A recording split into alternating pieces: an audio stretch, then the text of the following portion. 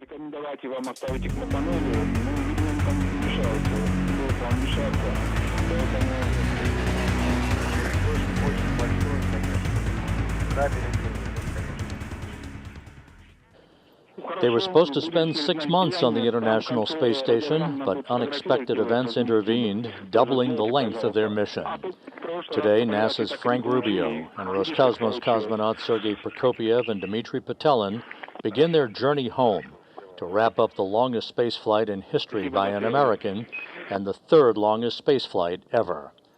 Welcome to Mission Control in Houston and the International Space Station Flight Control Room here at the Johnson Space Center in Houston, where flight controllers are working in concert with their Russian counterparts across the ocean at the Russian Mission Control Center as we prepare for the deorbit burn just 23 minutes from now of the Soyuz MS-23 spacecraft that will begin the final leg of a 371-day, 157 million-mile mission for Rubio, Prokopyev, and Petelin. We're standing by for more word on all of the developments that will lead up to the deorbit burn in less than 23 minutes. It will be a 4-minute, 39-second burn, a retrograde maneuver, a braking maneuver to slow the Soyuz down by 128 meters per second, allowing it to drop out of orbit with its sights set on a remote landing site in south-central Kazakhstan, just about 90 miles southeast of the town of Zhezkazgan, Kazakhstan. You're looking at a balcony view from a balcony camera of the Russian Mission Control Center outside of Moscow, where Russian flight controllers have been talking to the 3 crew members aboard the Soyuz spacecraft. We'll talk about undocking and all of the developments that have led up to this point in time and the return of these 3 crew members that you see in this picture. Sergey Prokopyev, the Soyuz commander in the center seat of the descent module of the Soyuz spacecraft. To his left and on the right of this picture is cosmonaut Dmitri Petelin, and on the left, NASA's Frank Rubio, who is the all-time record holder for the single longest spaceflight by an American astronaut.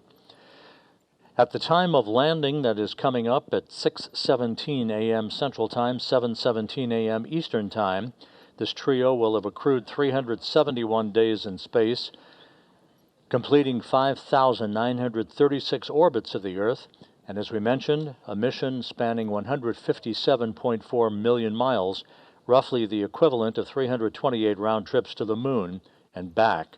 Sergey Prokopyev, in this his second flight into space, will have accumulated 568 days in space, putting him 12th on the all-time list for most days in space by a human. Petelin and Rubio, of course, wrapping up their first mission in space and again aboard the International Space Station.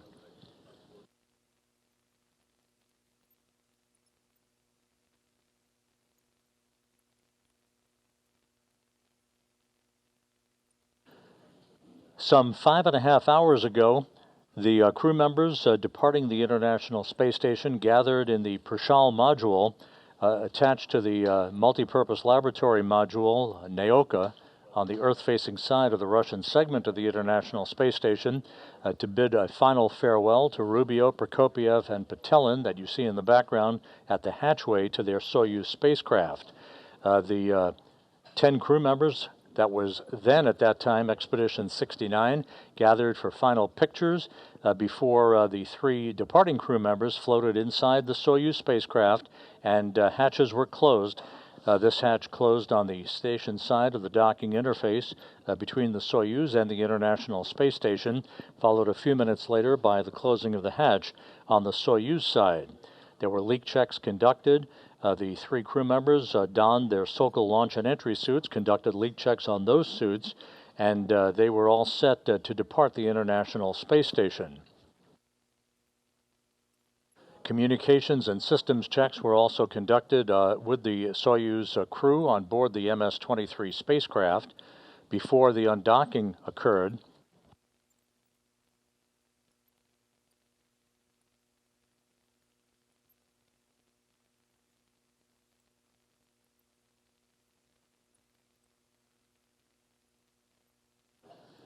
With all of the systems on the Soyuz spacecraft in good shape, the command was issued to open up the hooks holding the Soyuz in place to the Prishal module, and at 2:54 and 30 seconds a.m. Central Time, 3:54 and 30 seconds a.m. Eastern Time, the Soyuz departed the International Space Station as Rubio, Prokopyev, and Petelin left the complex that had been their home for more than a year.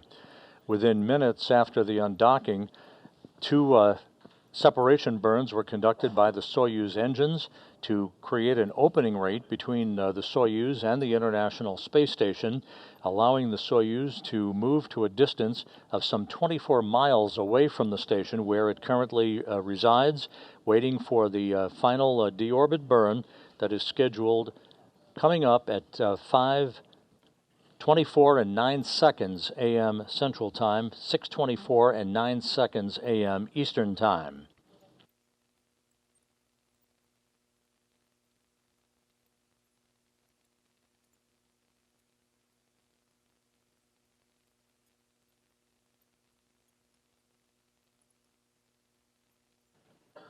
The configuration of the International Space Station before the undocking showed the two Soyuz vehicles, as you see in this graphic, the MS-23, that Rubio, Prokopyev, and Petelin are on board.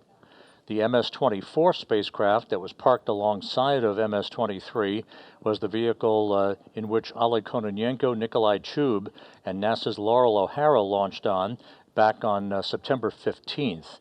Once the MS-23 undocked a few hours ago, it left just the Soyuz MS-24 that was docked to the Rosviet module on the Earth-facing side of the Russian segment of the International Space Station. And at the time of undocking, Expedition 69 formally came to an end, and Expedition 70 began under the command of Andy Mogensen that you see in the front row in this crew portrait, along with NASA's Jasmine Mugbeli. From left to right, Nikolai Chub, Konstantin Borisov, Andy Mogensen, the new commander of the International Space Station, Oleg Kononenko, Jasmine Mugbeli, Satoshi Furukawa of the Japan Aerospace Exploration Agency, and NASA's Laurel O'Hara. So Expedition 70 now underway on board the International Space Station. The crew members on the station conducting some experiments and some housekeeping in the wake of the departure of Rubio, Prokopyev, and Petelin. Meanwhile, in Kazakhstan, which is the focus of attention, the NASA and Russian landing teams are about to take off from the airstrip in Zhezkazgan, the intermediary staging site for today's recovery operations. They will be taking off in Russian Mi-8 helicopters, making their way in about a 35-minute flight to the landing site in south-central Kazakhstan. They are also accompanied by all-terrain vehicles and an Antonov 26 fixed-wing aircraft that is serving today, as it always does for the Soyuz landings, as an airborne data and communications relay center, relaying data and voice from the crew once it approaches the landing site back to the Russian flight control team in Korolyov. You can use it now. We assembled it successfully. Thank you. Good luck to you. A few weeks ago, Frank Rubio, who is the new all-time record holder for the longest single spaceflight in U.S. history, had an opportunity for a brief chat with the former record holder, NASA astronaut Mark Vande Hei, whose record stay of 355 days in space was eclipsed back on September 11. Let's take a look at that quick conversation between Rubio and Vande Hei about tips that Vande Hei provided Rubio about today's entry and landing. Since it's been a long time since your Soyuz instructors talked to you about landing and what to do, I'm going to remind you about a couple things that I might have made a mistake on. I succeeded with keeping my mouth shut when we hit the ground. That was a good thing, so I didn't bite my tongue off. And but make sure you do keep your head in the seat. You will have the strength to be able to lift your head off the seat. So when you're tempted towards the end to check how far above the ground you are, don't do that, because it might creep up and get you before you thought it was there, because you do hit just as hard as everybody says you do. Yeah, the good thing about that is that I'll have some help because I think my spine has extended just enough that I kind of am wedged into my seat liner, so I shouldn't move very much at all. Frank Rubio, a medical doctor, and now the new record holder for the longest single spaceflight. Once the deorbit burn occurs, as you see in this animation, it will slow the Soyuz down by 128 feet per second, allowing it to drop out of orbit. The pyros will fire about 27 minutes later to separate the three sections of the Soyuz vehicle, the descent module that the crew is strapped in, ready for entry, the only piece of the Soyuz that survives with its heat shield pointed in the direction of travel. About 15 minutes before touchdown, parachutes will deploy from the Soyuz in a carefully choreographed sequence that will enable the Soyuz to gently sway toward the landing site in Kazakhstan. Just a few seconds before touchdown, the soft landing engines will fire in a final braking maneuver, and the Soyuz will have touchdown. Again, the touchdown point about 90 miles to the southeast of Zhezkazgan in a remote area on the steppe of Kazakhstan, where the Russian search and recovery forces, comprising the Rosaviatsia Civil Patrol, will be waiting, along with RSC Energia personnel, to begin the extraction of the crew from the Soyuz spacecraft. Once out of the spacecraft, the crew will be placed in reclining chairs, comfortable chairs, to enable them to have a few minutes to regain their equilibrium. They will be feeling the tug of gravity against their bodies for the first time in more than a year today.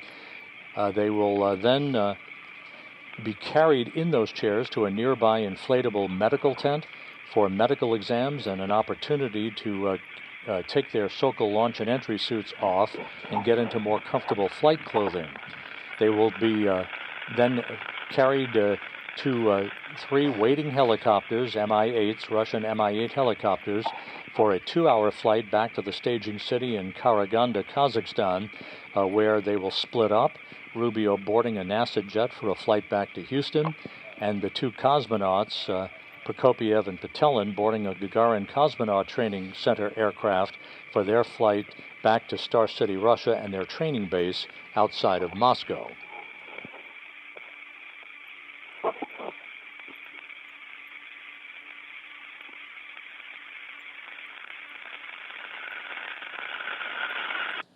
The latest weather reports from the landing site not quite as optimistic as they were earlier in the day. The temperature is hovering around the 70-degree mark Fahrenheit, but we're now looking at broken clouds at around 6,000 feet.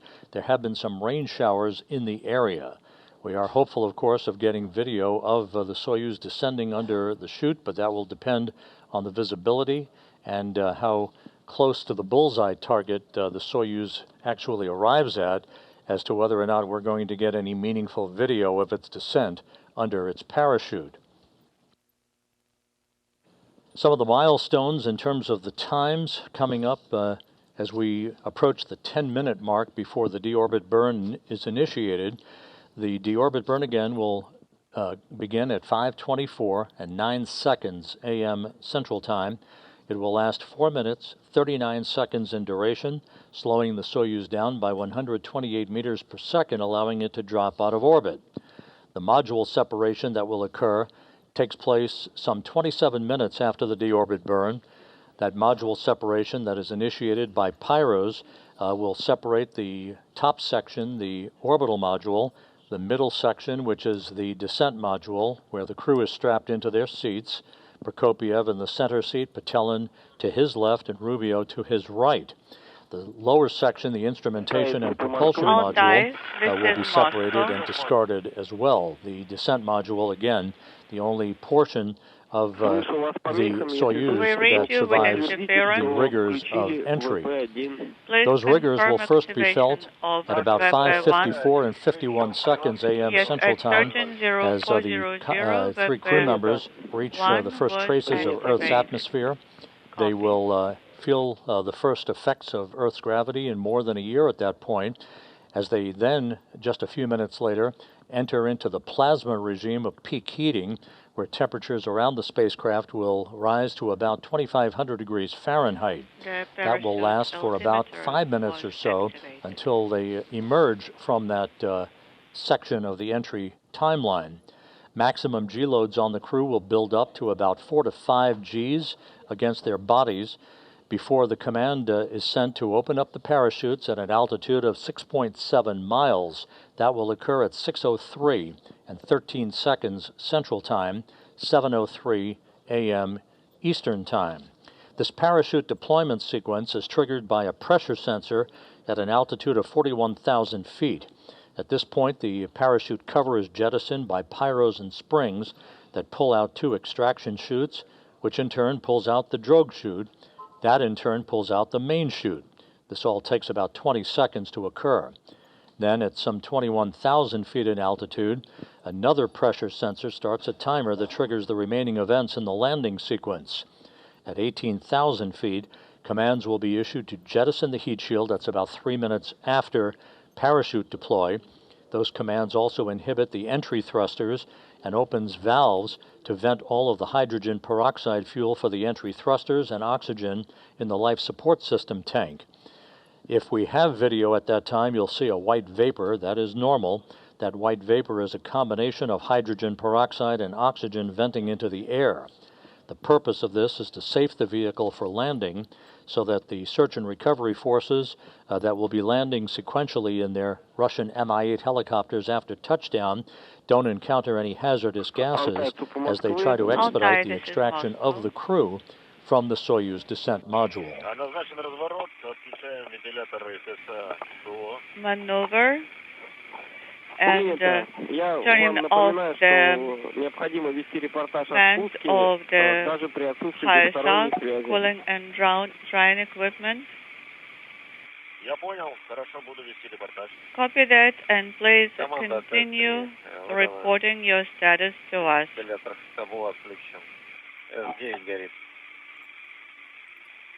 And the high This is Mission Control Houston, now just 7 minutes away from the deorbit burn, the initiation of the firing of the Soyuz engine that will last for 4 minutes and 39 seconds, slowing the Soyuz down by 128 meters per second. You'll hear call-outs from Soyuz commander Sergey Prokopyev.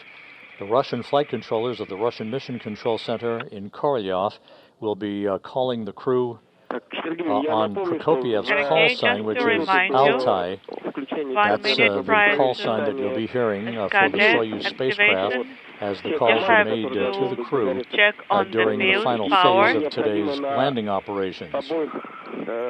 And on both inputs,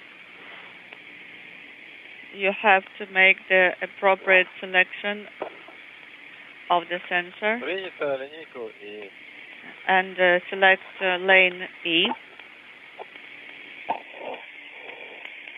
On displays control, monitoring, and maneuver.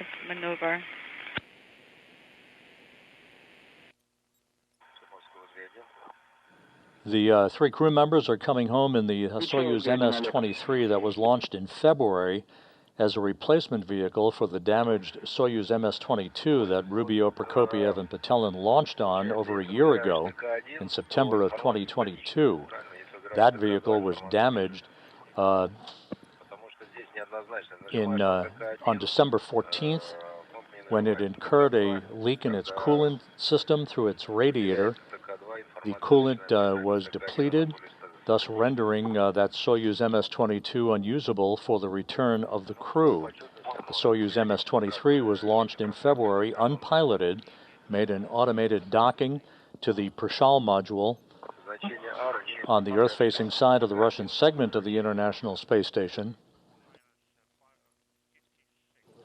The MS-22 was then undocked without the crew on board and returned to Earth for a landing in Kazakhstan in the same vicinity that these 3 crew members will be returning for a touchdown a little less than 1 hour from now.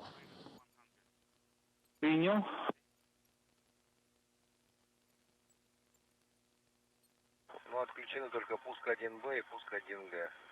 Пуск 2А. Все остальные клапаны написано отключены. It was that coolant leak on the Soyuz MS-22 that resulted in the extension of the mission by Rubio, Prokopyev, and Petelin from 6 months to the mission that is coming to a conclusion today, 371 days, 157 million miles. Again, Rubio comes home with the longest single spaceflight in U.S. history, and this becomes the third longest spaceflight ever, behind Valery Polyakov's 438-day mission to the Mir space station, followed by Sergey Avdeyev's Mir mission of 380 days.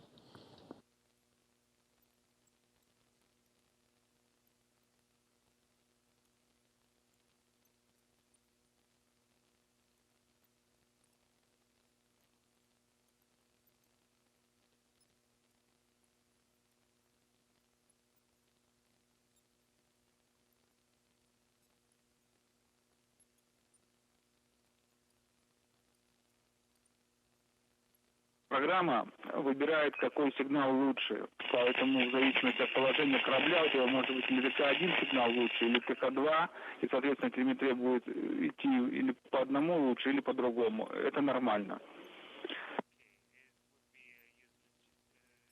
Less than 3 minutes now until the initiation of the deorbit burn.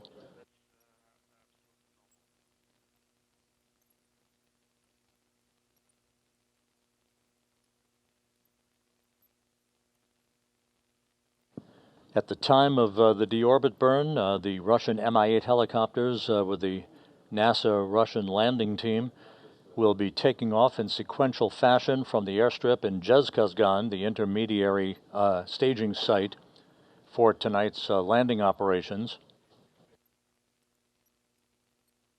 An Antonov 26 fixed-wing aircraft will also be in the area.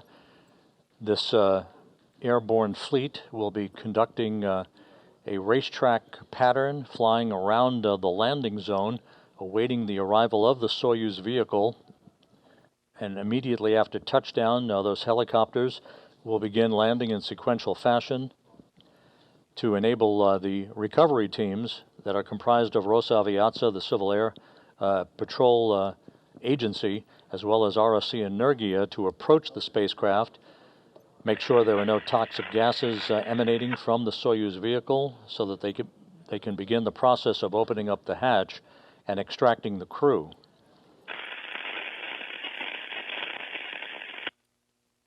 "90 seconds away now from the initiation of the deorbit burn.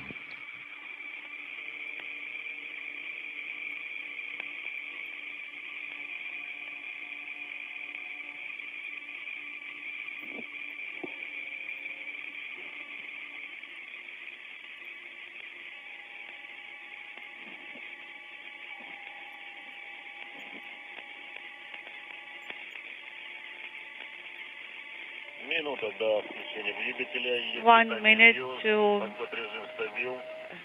engine activation and Bill's power is on.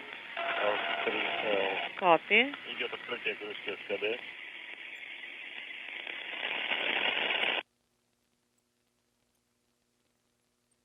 Прием G3. Russian flight controllers now intently watching their data, 30 seconds away from the start of the deorbit burn. G3 command.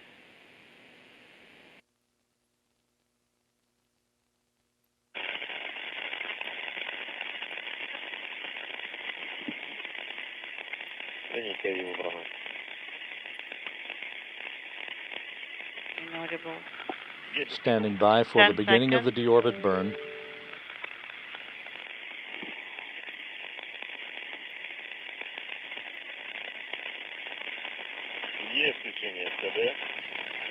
Russia activated at 13:24. And the confirmation has been received that the deorbit burn is underway. This will last 4 minutes and 39 seconds. We'll be getting reports from Sergey Prokopyev on the progress of this burn that will slow the Soyuz down by 128 meters per second and begin the journey home for Rubio, Prokopyev, and Petelin. We have 13.3 in 13 seconds. 2 kilograms so far. And delta V increasing. Parameters are normal.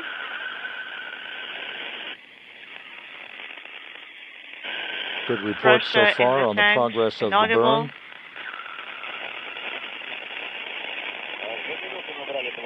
Two minutes, and we now have 27 decimal inaudible. Everything looking good 1 minute into the burn.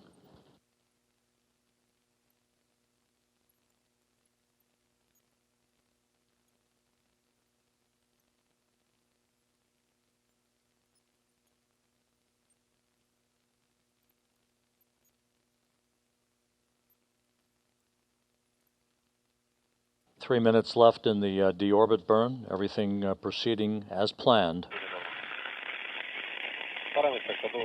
KDU combined propulsion system parameters are nominal. Pressure in the oxidizer line inaudible.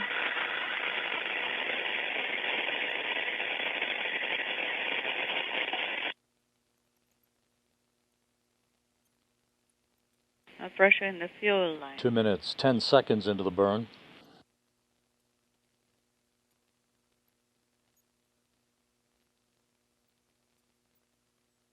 Change in velocity and all of the engine pressures looking good.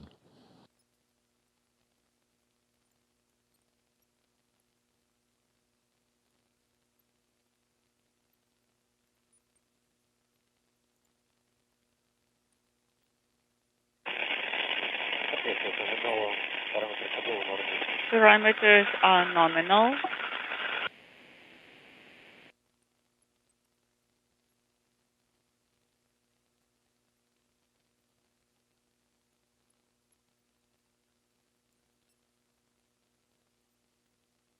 Three minutes into the burn, about another minute and a half.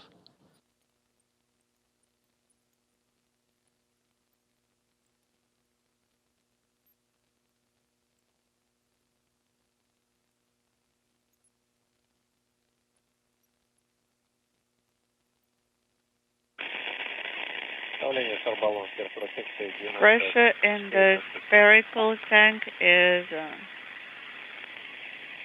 inaudible.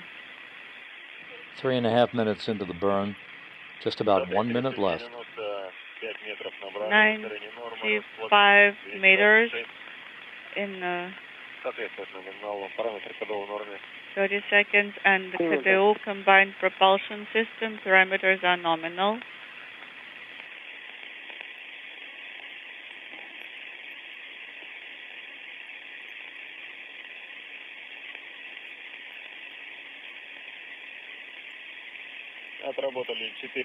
Four minutes into the burn.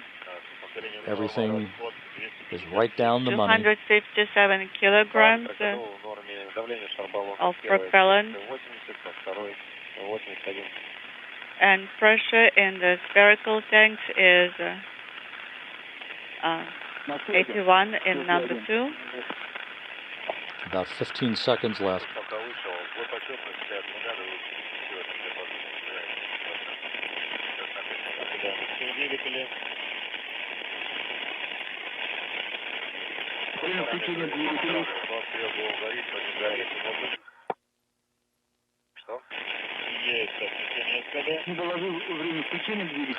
And the deorbit burn is complete and perfectly normal. We have 4 minutes, 39-second braking maneuver. The Soyuz now is on its way home with Frank Rubio, Sergey Prokopyev, and Dmitri Petelin on board. Their journey coming to an end. Touchdown schedule about 48 minutes from now.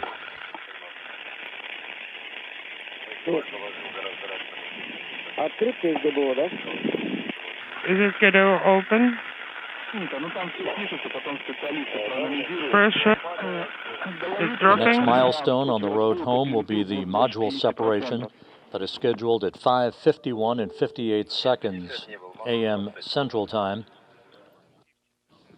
the pyrotechnic separation of the three sections of the Soyuz. Плотные слои, возможно, у тебя сбоев будет больше. По времени, когда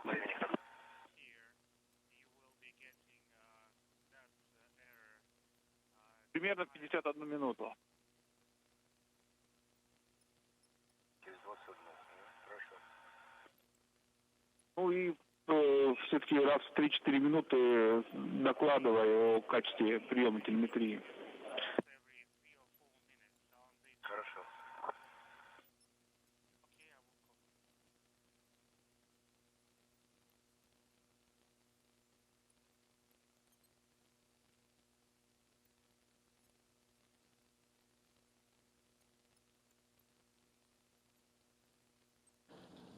Just to recap, the Soyuz MS-23 on its way home, following the deorbit burn that was just completed successfully.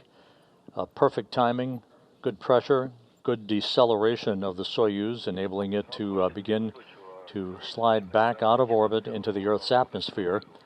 This coming in the wake of the undocking of the Soyuz from the Prishal module earlier this morning at 2:54 a.m. Central Time, 3:54 a.m. Eastern Time.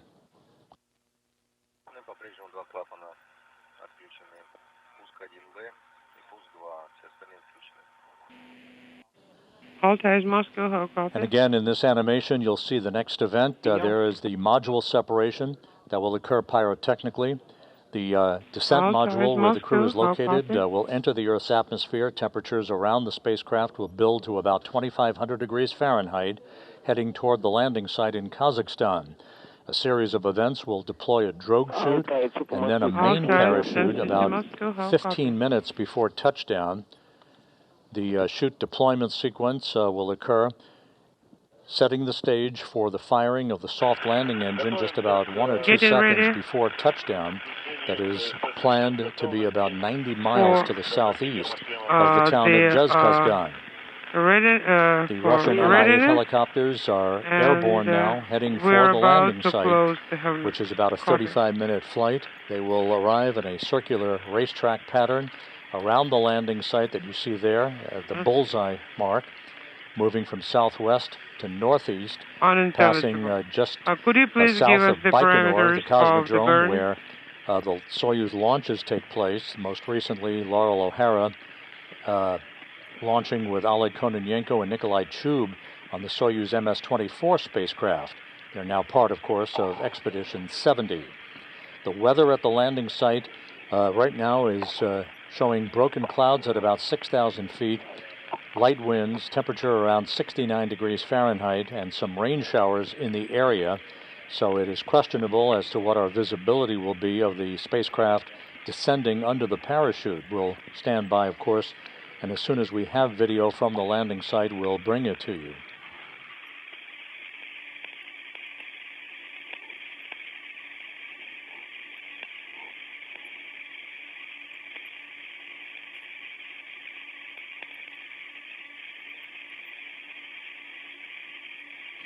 We're about 44 minutes away from touchdown. Once the spacecraft does touch down, the search and recovery forces will land in sequential fashion in those Russian Mi-8 helicopters.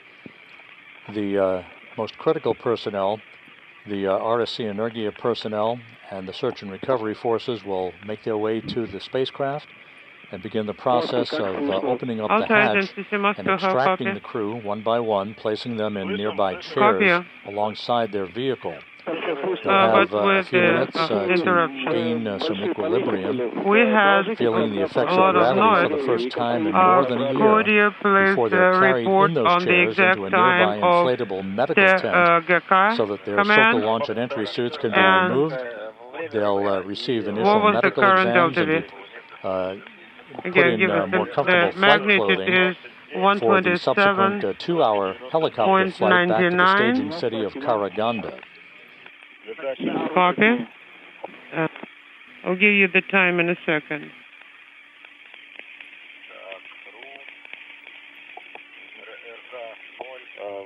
Okay, main engine cut off, command 132847. Принято. Да, Copy. все хорошо. Так, ну вы How copy? принято, да, ну вы Yes, copy. дали 256 страниц, работаете. Our specialists are working По времени. One thing that we'll note here, in accordance in with the about 8 time. minutes, as the Soyuz moves to a distance of about We 87 do not miles copy away you from the well. International Space Station, We are working on page its descent 56, towards correct? Yes. the beginning of the Work. traceable Steps on page sensors of Earth's 56. atmosphere. That will And end probably our after guaranteed you voice communication exit plasma, with the we'll have Soyuz another through a VHF relay to session. the International Space Station itself. That VHF relay still in place and being heard, of course, by the Russian flight controllers at the Russian Mission Control Center outside of Moscow. So, starting at about 5:42, the communications from the Soyuz will be a bit choppy. We may lose comm for a while, especially as the Soyuz descends into the peak heating regime for about 5 minutes.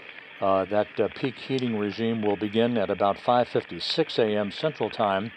Often communications is lost for several minutes until the Soyuz emerges from that plasma regime that builds up that ionization around the spacecraft itself. At that point, the Soyuz will begin to approach the area where voice communication will be established with the Antonov fixed-wing aircraft that is flying in the vicinity of the landing site to relay data from the spacecraft as well as voice back to the Russian flight control team in Korolyov.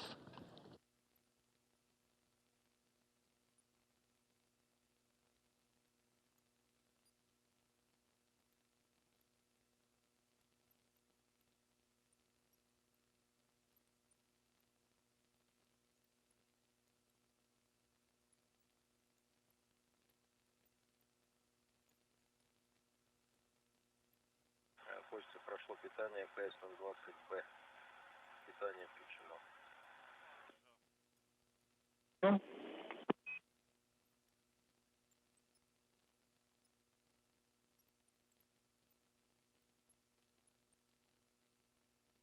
Канал В по-прежнему в отключенном состоянии рисует.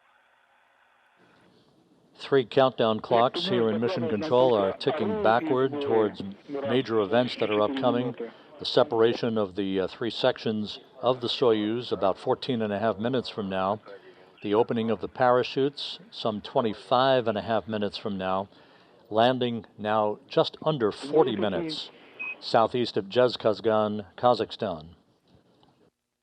Сбои сейчас повысились от 0 до 31. В диапазоне ходит процентов. Спасибо. In addition, right after the completion of the deorbit burn, the orbital module, the top section of the Soyuz spacecraft, the 3-section Soyuz spacecraft, it was depressurized about 10 seconds after the conclusion of the deorbit burn, setting the stage for the module separation that's coming up.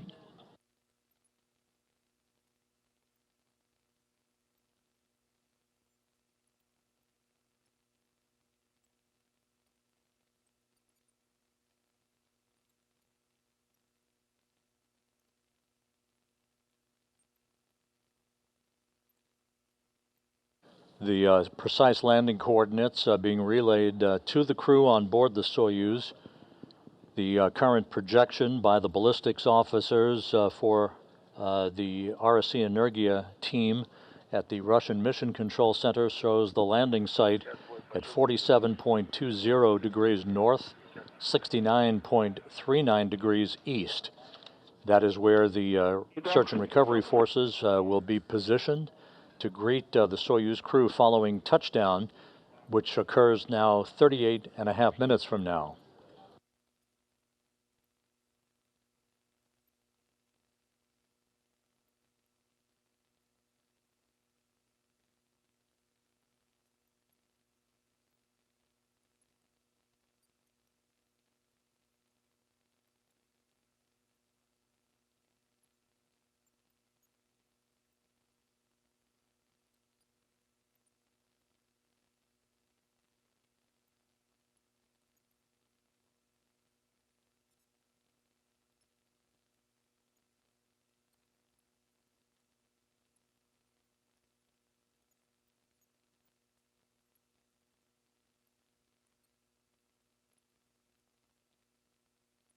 12 minutes until module separation, the next major milestone en route home for Frank Rubio, Sergey Prokopyev, and Dmitri Petelin.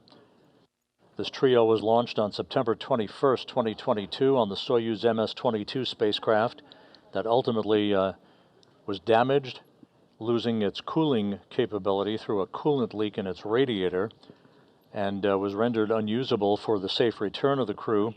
The replacement craft that is coming home today, the Soyuz MS-23, was launched in February, unpiloted, and the Soyuz MS-22 was undocked and deorbited for a landing in Kazakhstan unpiloted. The coolant leak resulted in the extension of the mission by Rubio, Prokopyev, and Petelin that is coming to a close today after 371 days, the third longest spaceflight in human spaceflight history.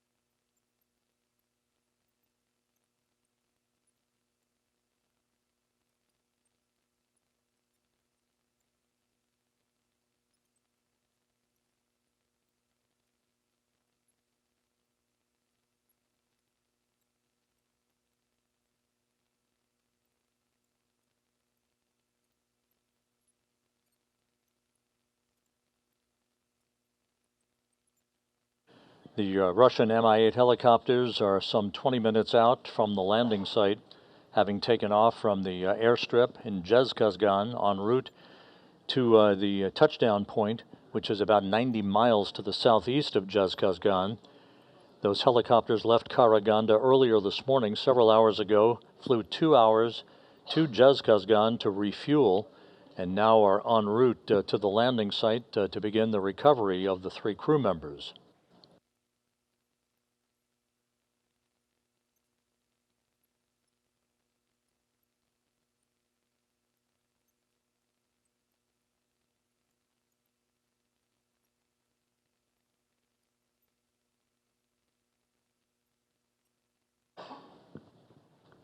And we've reached the point where the Soyuz is far enough away now from the International Space Station that the voice communications relay capability through the station is no longer available or should not be available, so communications may be a bit sporadic and choppy from this point on through the descent through the Earth's atmosphere. 9 minutes until module separation.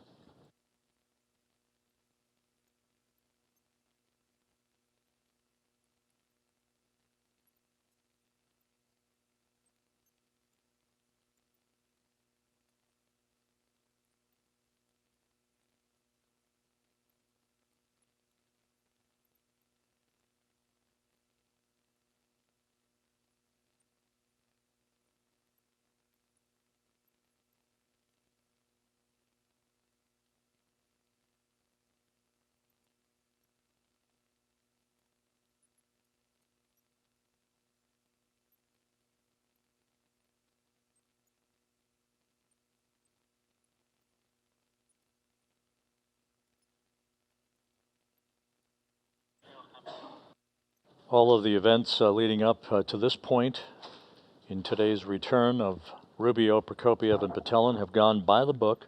The undocking that occurred earlier today at 2:54 a.m. Central Time, 3:54 a.m. Eastern.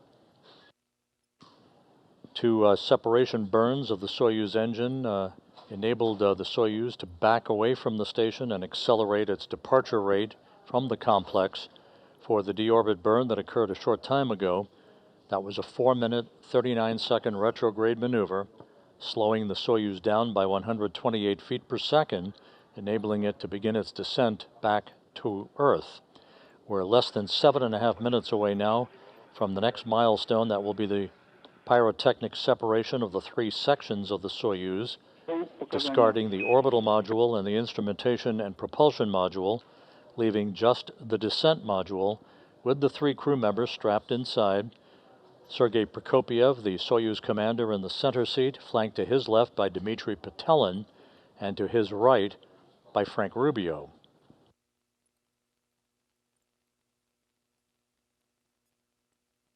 Олег, какие данные АРУ?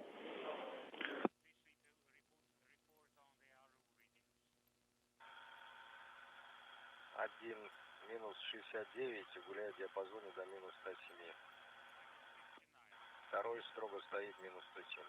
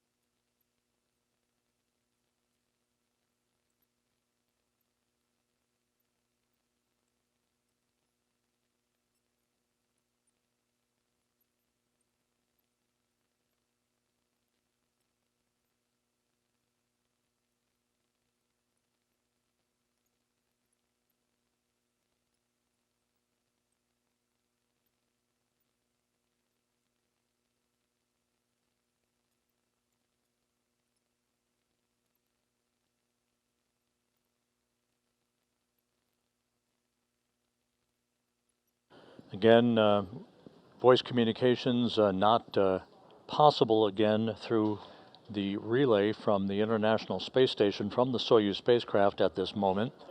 The Soyuz now too far away from the station to provide that relay. This is normal. Everything is proceeding on track, coming up on the 5-minute mark until module separation.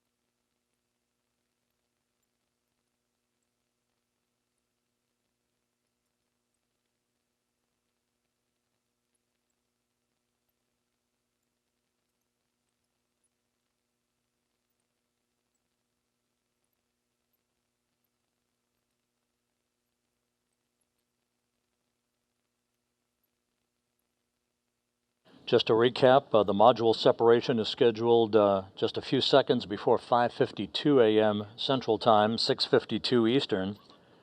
That will be followed about 3 minutes later by entry interface at an altitude of 62 miles. The first tug of gravity against the 3 crew members' bodies in over a year at that point as they begin the plunge back into the atmosphere.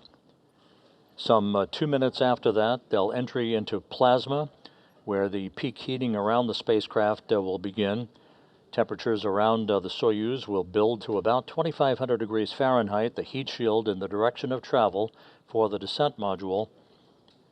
As it ablates or repels that heat, there will be an orange fireball, if you will, around the spacecraft. This is typical for returning space vehicles coming through the atmosphere at their high rate of speed. This will be about a 3-minute regime in the plasma for the 3 crew members. Once they emerge from that, G-loads, or the G-forces against their bodies, will build to about 4 to 5 Gs just after 6 a.m. Central Time. The command to open chutes will be initiated at 6:03 and 13 seconds a.m. Central Time, 7:03 a.m. Eastern Time. Again, that parachute deployment sequence triggered by a pressure sensor at 41,000 feet. The main parachute cover will be jettisoned by pyros and springs, pulling out 2 extraction chutes, which in turn will pull out the drogue chute, and in turn pulls out a main chute, about 20 seconds for all of that to happen. At an altitude of 21,000 feet, another pressure sensor starts a timer that initiates all of the remaining events in the landing sequence. At 18,000 feet, commands will be issued to jettison the heat shield. That's about 3 minutes after chute deploy. Those commands inhibit the entry thrusters and open valves to vent hydrogen peroxide fuel for the entry thrusters, and oxygen that is in the life support system tank. If we have video at that time, we'll see whether we will or not, but there will be a white vapor that's normal.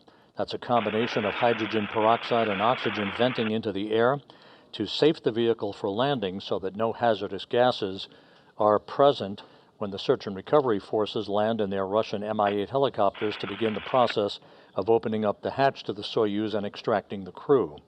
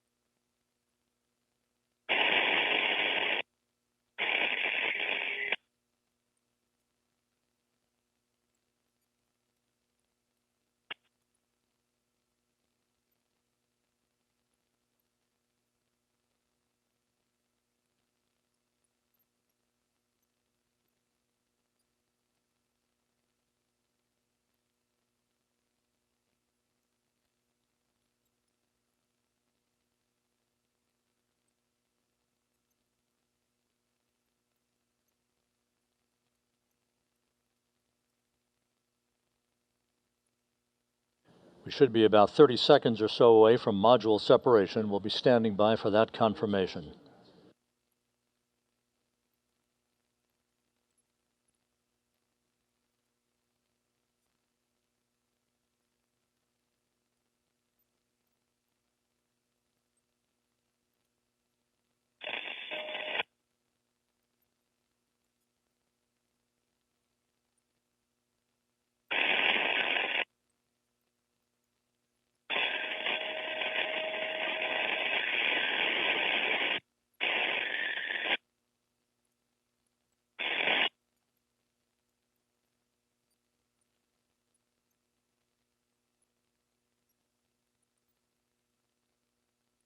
And now reports having been received from the Russian Mission Control Center of a nominal separation of the three sections of the Soyuz. Module separation is now complete. That all went by the book. The next milestone about 3 minutes from now, and that will be the Soyuz hitting the top of the Earth's atmosphere.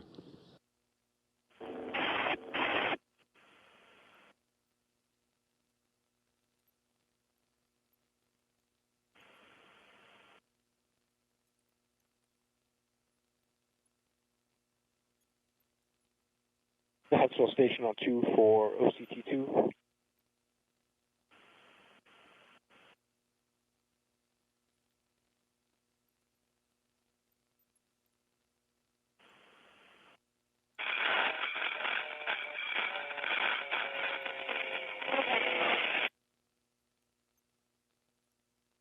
МКС по Москве ВСГ-1 для Олега по источнику.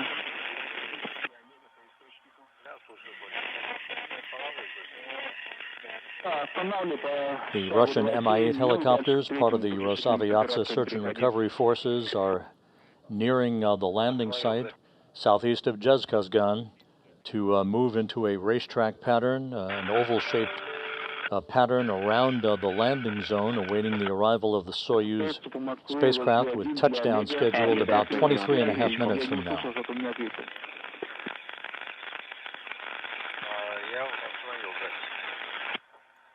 Хорошо, принято, спасибо.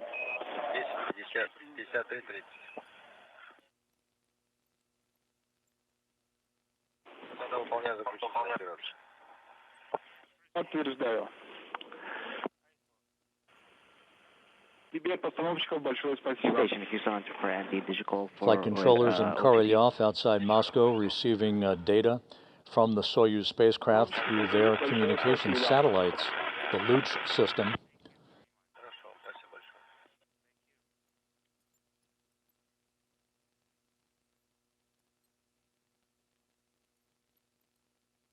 The Soyuz now has entered the Earth's atmosphere.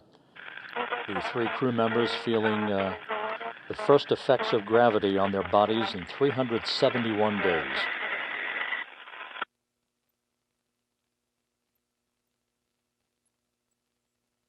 Just over 8 minutes until the scheduled deployment of the parachutes.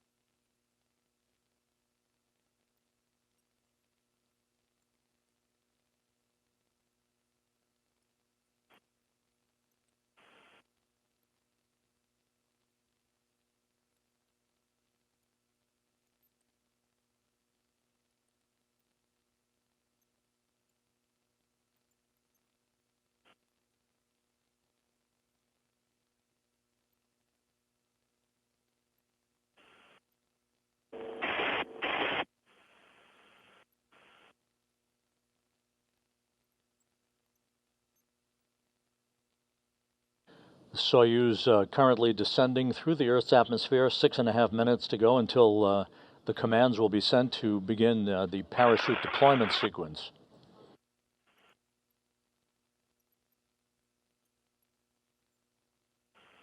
As expected, we are not receiving voice communication from the crew. This is typical at this point of the entry sequence. Once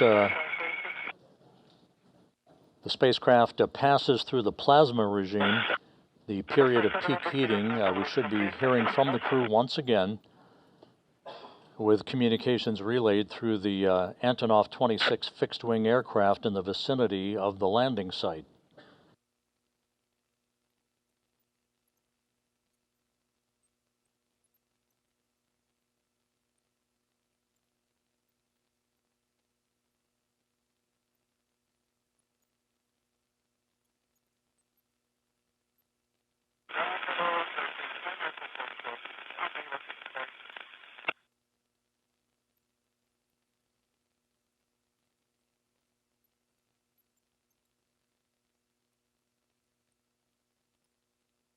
You're looking at a view from balcony camera in the Russian Mission Control Center outside of Moscow, their International Space Station Flight Control Room. All is quiet here at Mission Control in Houston as flight controllers belonging to the Orbit 1 team continue to watch over the International Space Station and follow developments on the Soyuz's descent for its touchdown in south-central Kazakhstan.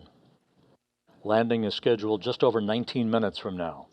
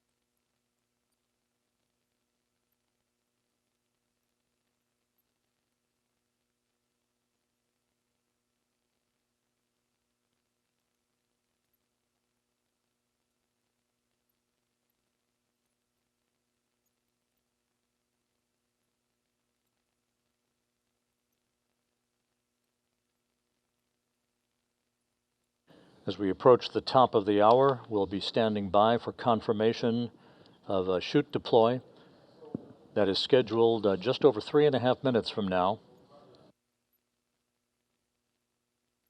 The Soyuz should be emerging from that plasma regime any minute.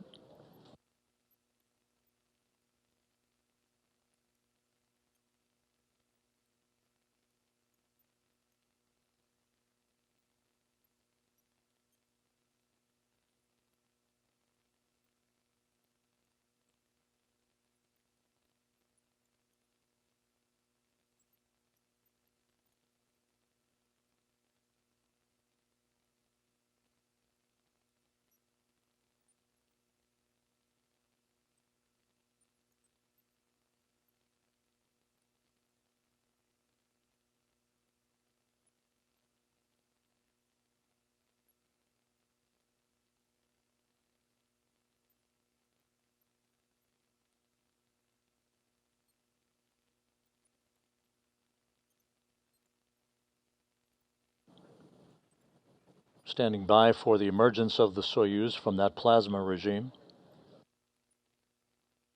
This is the point where the crew is experiencing maximum G loads on their bodies of about 4 to 5 Gs.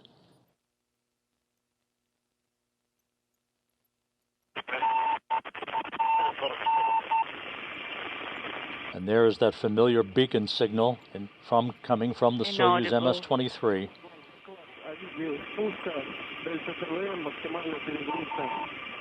A report on maximum G.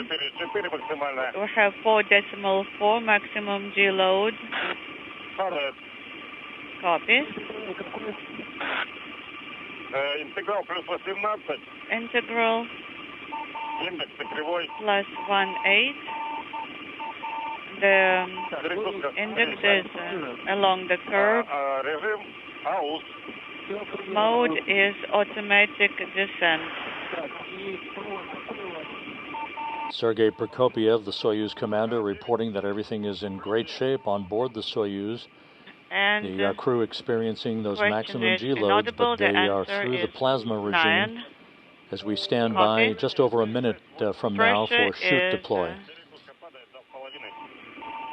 Inaudible, and G load is decreasing. Good it's communication now being received 2.5. from the Soyuz MS-23. Integer, please report if you read me. Yes.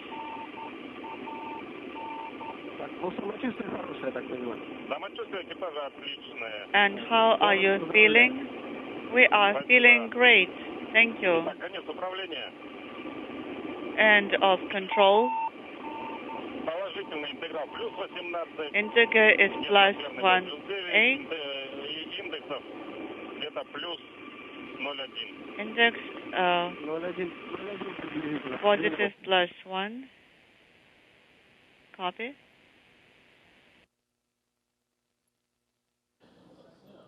Sergey Prokopyev reporting that the crew is feeling well. Great news as the Soyuz MS-23 approaches its landing site in Kazakhstan.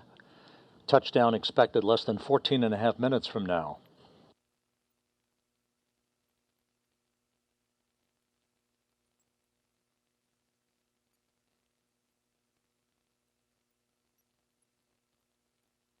We should be getting confirmation momentarily on the opening of the chutes. Still on space to ground 2 for JAWS and collab lab.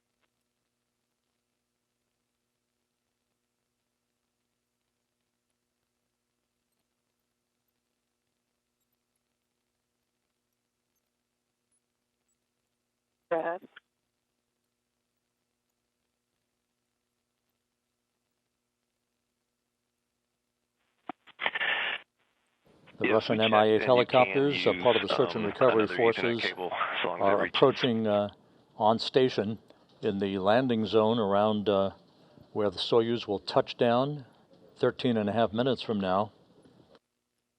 We should be getting confirmation momentarily on shoot deploy.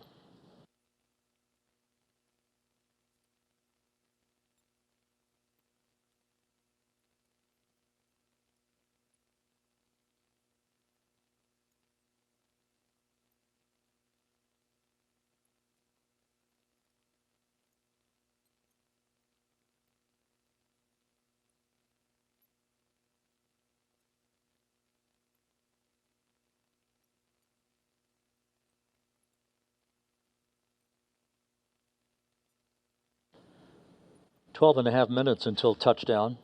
Still awaiting confirmation from the search and recovery forces that they have the Soyuz in sight under its parachute.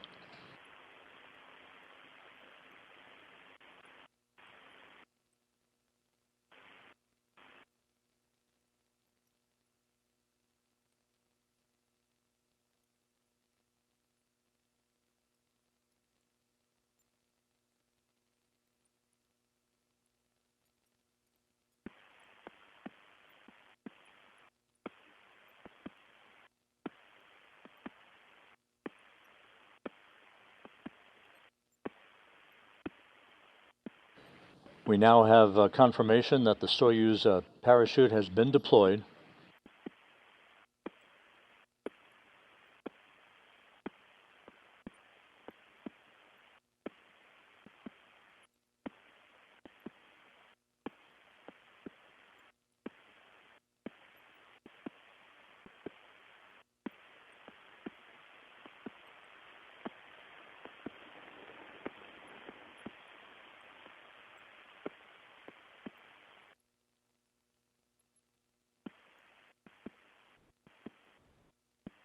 Once again, the Soyuz MS-23 is now descending toward its landing. Just about 11 minutes from now, its parachute has deployed. The crew is feeling well, according to Sergey Prokopyev, the Soyuz commander. All of the entry events have gone by the book to this point.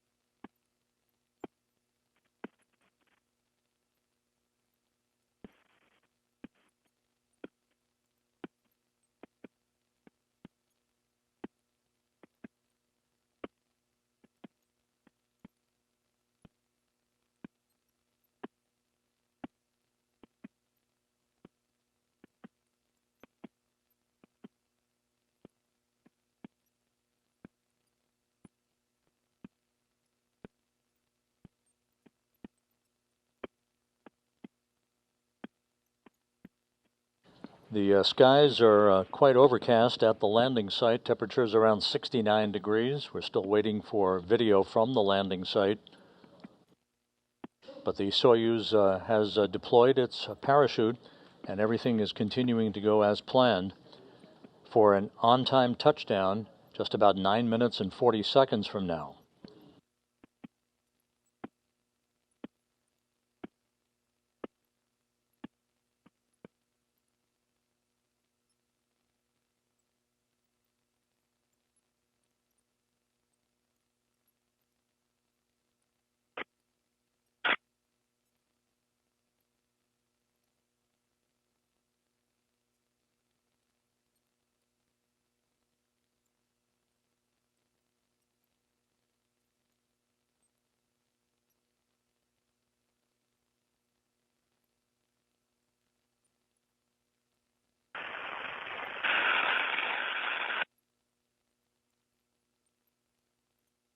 The search and recovery forces at the landing site now confirm that they have the Soyuz in sight under its parachute. All of the events to this point have been a winner. Everything has gone according to schedule, and the crew, according to Sergey Prokopyev, the Soyuz commander, is feeling well. Just 8.5 minutes until touchdown.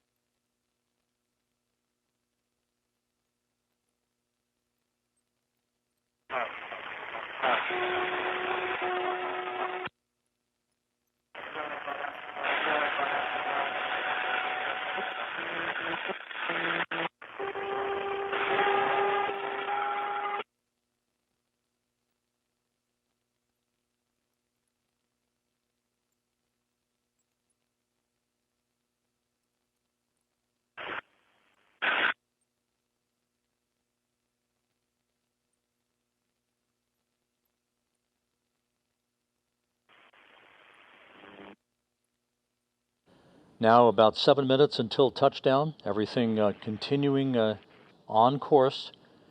The chutes have been deployed for the Soyuz MS-23. It is gently descending under its large orange and white parachute. Search and recovery forces have the vehicle in sight. The Russian Mi-8 helicopters are circling the landing zone waiting for touchdown, at which point they will descend and land in sequential fashion to begin the process of arriving at the capsule and extracting the crew.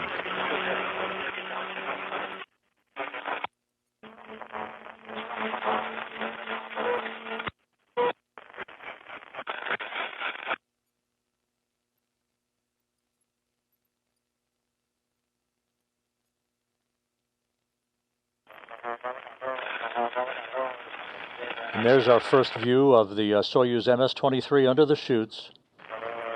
6 minutes until touchdown. This video is courtesy of Roscosmos.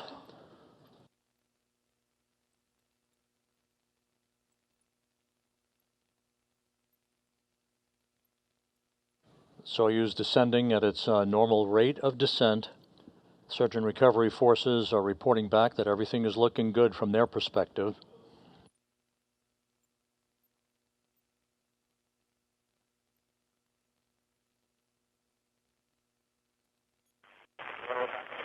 There were some rain showers in the area earlier today. The Soyuz descending under several decks of broken clouds toward its touchdown point about 90 miles to the southeast of Kazakhstan. Again, this video courtesy of Roscosmos from the landing site.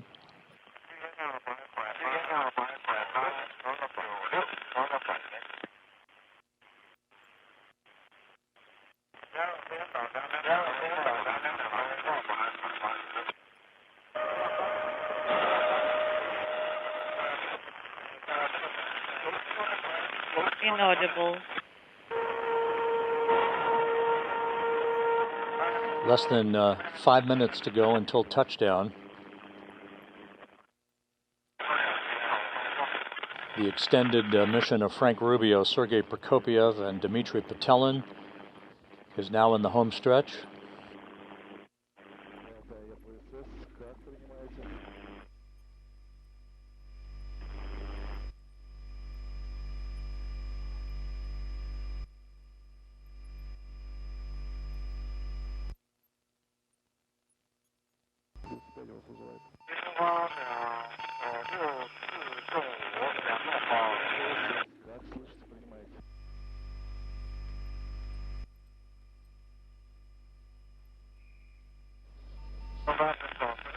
Once again, you're looking at the return of Frank Rubio, Sergey Prokopyev, and Dmitri Petelin after more than a year in space.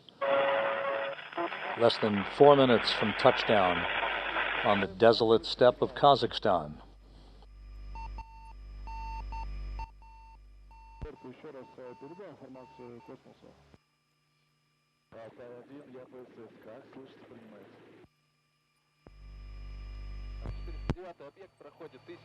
The parachutes deployed as planned at 6:03 a.m.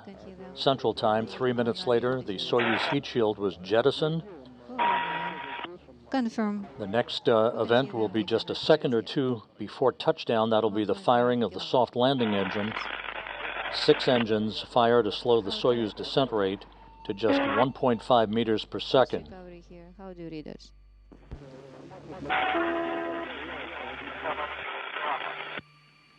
Inaudible. We observe you. We have a visual. How do you read us here?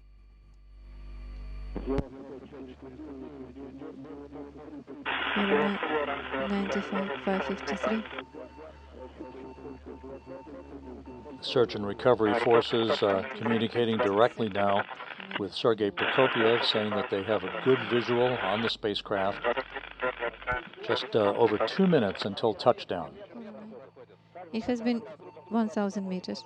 We are not able to connect with them in audio yet. We can hear them, they are not hear us yet.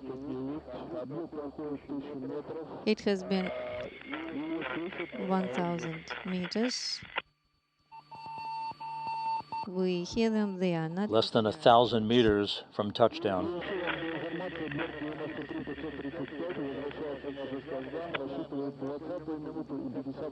So we are looking for the 20th and 52nd minute. +9 atmospheric bias, +18 index 0.1. The crew is feeling well. Sergey Prokopyev continuing to provide reports back to the search and recovery forces, indicating that the crew is doing well. Just over a minute until touchdown. The crew is is doing well. Let them know. Cosmos 9549. For your information, the object has passed 500 meters and feeling well. 690 is out. The search and recovery helicopters are circling the landing zone. We might see one of those helicopters come into view shortly as the Soyuz is less than 500 meters off the ground. We have come with the crew and they're feeling well. Prepare. 100 meters to ground. 100 meters to go. The crew being told to brace for touchdown. Object getting close to touchdown. Object touchdown. Touchdown confirmed at 6:17 a.m. Central Time. Rubio's record ride comes to an end as he, Prokopyev, and Petelin return to Earth after a 371-day, 157 million-mile journey at the International Space Station. The third longest flight ever in human spaceflight history is over with a pinpoint landing on the steppe of Kazakhstan. Altai. Search and recovery here. How do you read?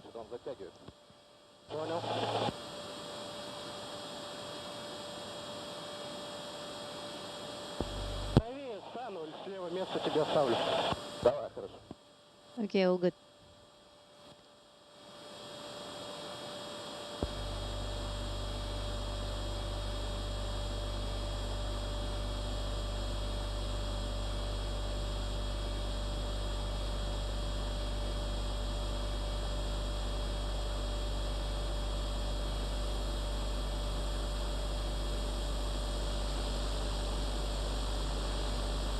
Once again, Soyuz MS-23 has landed on the steppe of Kazakhstan.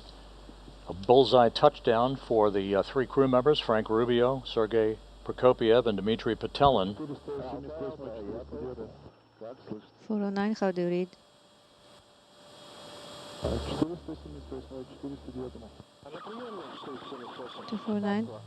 Landing occurring as planned at 6:17 a.m. Central Time, 7:17 a.m. Eastern Time, 5:17 p.m. at the landing site that you're seeing right now in our live view.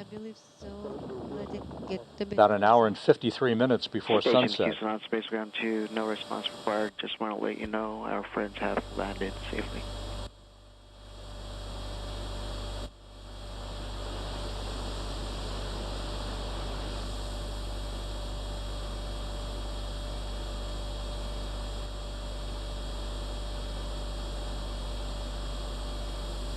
Control station on Space Ground 3 for cold out of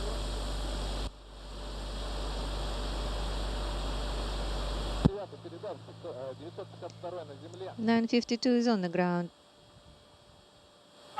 The Russian Mi-8 helicopters are now descending in sequential fashion to arrive in the vicinity of the spacecraft. You can see one of those helicopters in view. The all-terrain vehicles will be moving toward the spacecraft as well, repositioning themselves to enable us to get video of the recovery process, the extraction of the crew, and the crew will be placed in reclining chairs next to the Soyuz MS-23 for a few minutes to regain their equilibrium before they're carried in those chairs to a nearby inflatable medical tent, where they will doff their Soka launch and entry suits, get into more comfortable flight clothing, and then make their way with the assistance of recovery personnel to 3 helicopters, one for each crew member, for a 2-hour flight back to the staging city of Karaganda. At that point, Rubio and his 2 crewmates will split up. Rubio will board a NASA jet to fly back to Houston. Prokopyev and Petelin will board a Gagarin Cosmonaut Training Center aircraft to fly back to their training base at Star City, Russia, outside of Moscow.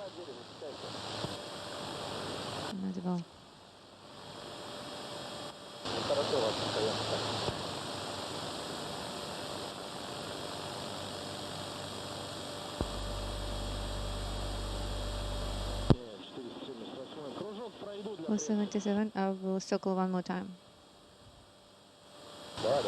Okay.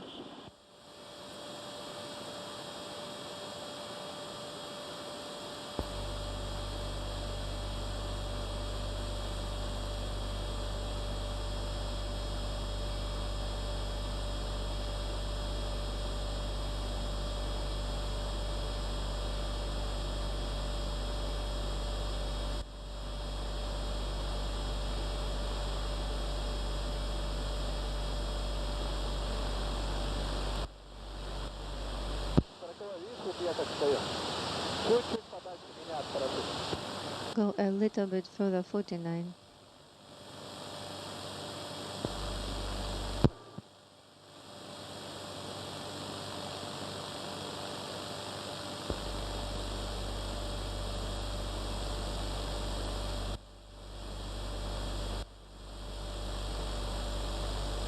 In this view, you can see Russian Mi-8 helicopters landing in the vicinity of the spacecraft that's just out of the field of view. The all-terrain vehicle that carries this television equipment that you saw the landing from will be repositioning itself a short time from now and make its way to the Soyuz as it documents for us. And hopefully we will be seeing the extraction of the crew and the crew being placed in those reclining chairs by the capsule.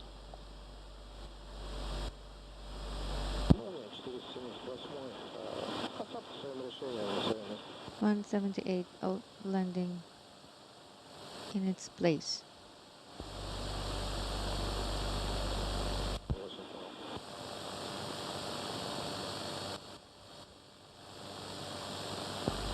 At the Russian Mission Control Center in Korolyov outside Moscow, the Russian words "Есть посадка," they've landed, and a greeting welcoming Frank Rubio back after his record-setting mission for an American astronaut of 371 days in space.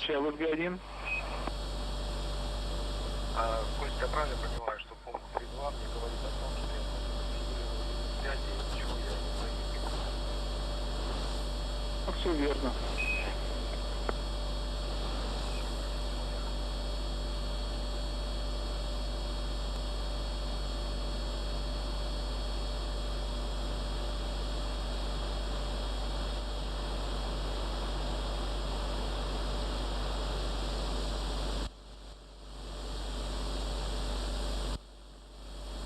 Космос 95-409.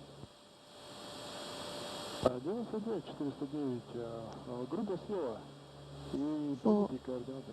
409, checking coordinates. 47 градусов, 16 минут. 47 degrees, 16 minutes, 47 seconds. 49 минут, 39 секунд. 1 minute, 39 seconds.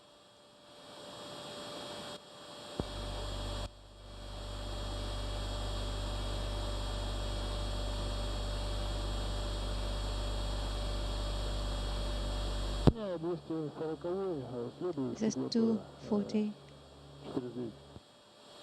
I'm following 49.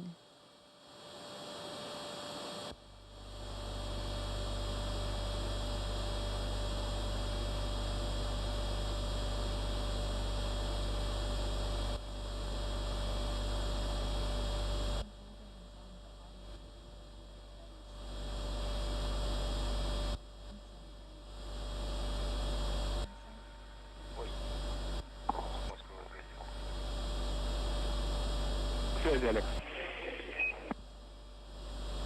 У меня на пульте абонента по-прежнему горит передача.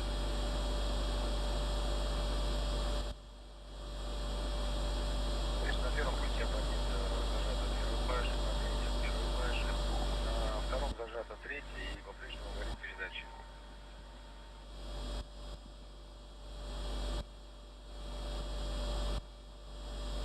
Так соображу.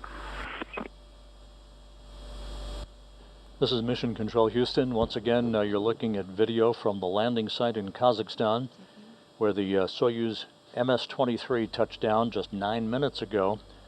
The Russian Mi-8 helicopters have landed in the vicinity of the spacecraft. They will soon approach the spacecraft to begin the process of opening up the hatch and extracting the crew.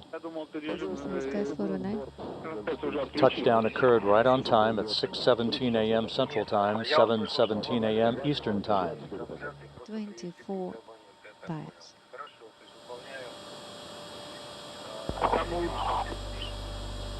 Там два пульта, просто вот один режим включения ретрансляция, а другой уже конфигурация пультов абонента. Вот. Я понял. Я услышал, что режим трансляции мы отключили. Все, выполняю шаг 9, кто же условия. Хорошо.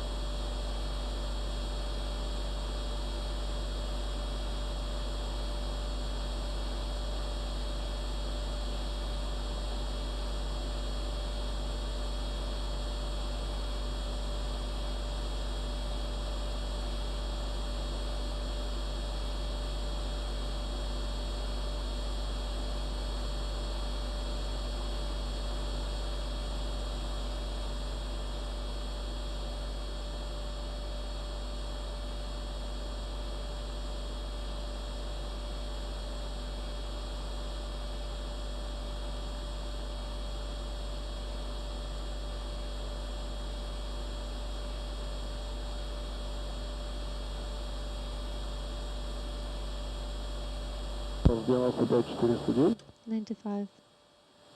4. 409. Объект 09. тоже наблюдаю. ПМки уже недалеко. Object is close by.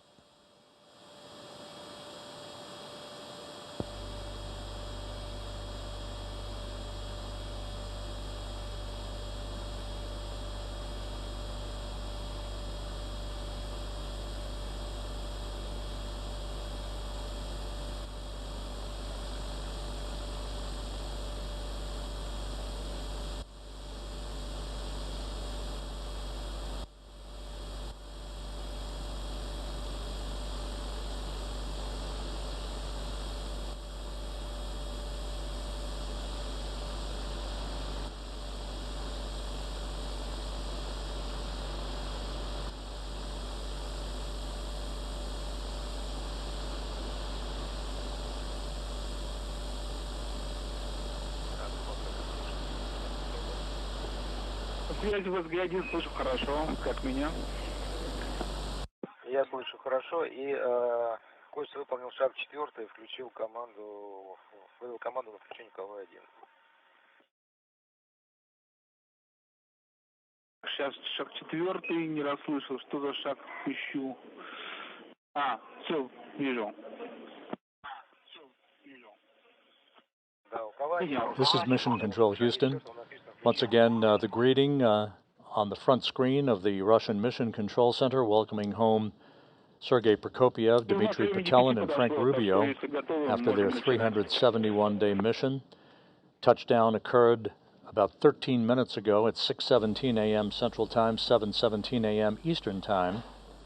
It was a pinpoint return for the crew, landing just as planned, about 90 miles southeast of the town of Kazakhstan.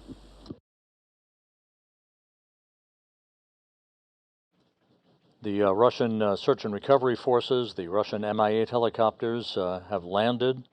to begin the process of extracting the crew from the Soyuz.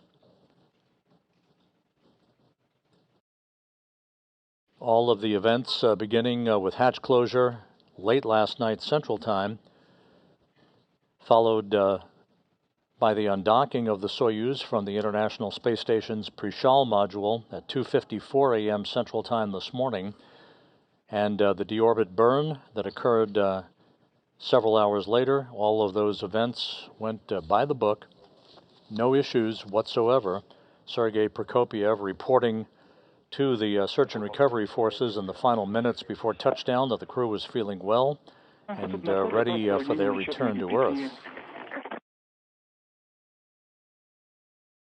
Давление на борту 742, по манометру на время 11:33, давление в ПРК 240, все работы выполнены. Значит, по дополнительным работам пусть 30 минут стальной сети, 15 минут съемка жизни на станции. На борт пришли радиограммы 81, 77, 74, 75, 76, 79. Готов 14 форму связи. Олег, проверь, пожалуйста, если с радиограммой 8179 файл приложенный, МСО-19, почерк 2.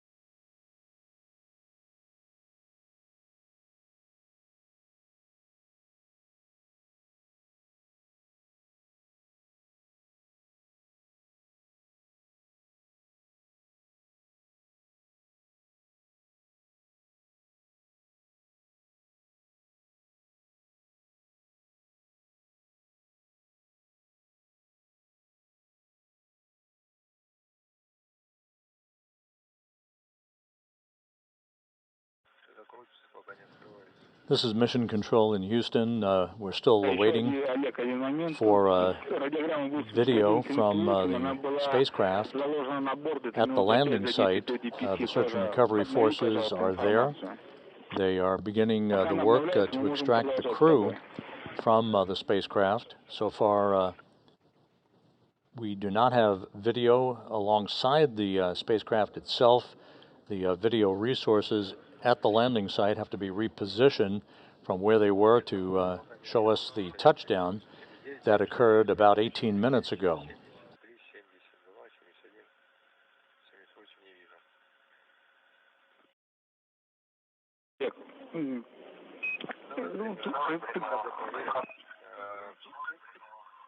Пятое весток, время включения эскады 21 18 42, 22 38 58, до 0 14 42, 01 51 19, 03 28 04, 05 06 11, 06 45 33, 07 57 03, 09 35 27, 11 12 12, 12 35 58, 14 13 16, 15 50 46.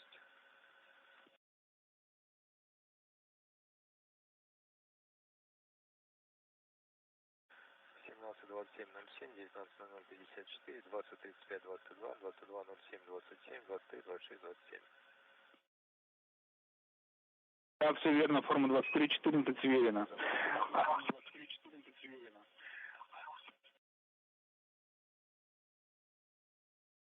Так, еще раз обновляю радиограмму, посмотрю.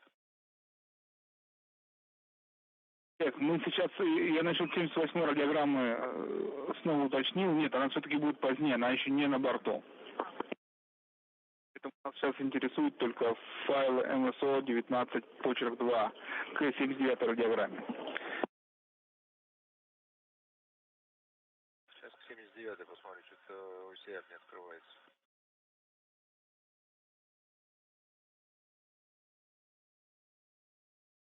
Олег, обновляется информация. Ты когда до времени сообщал мне, наложение какое-то было, и я вообще ничего не услышал.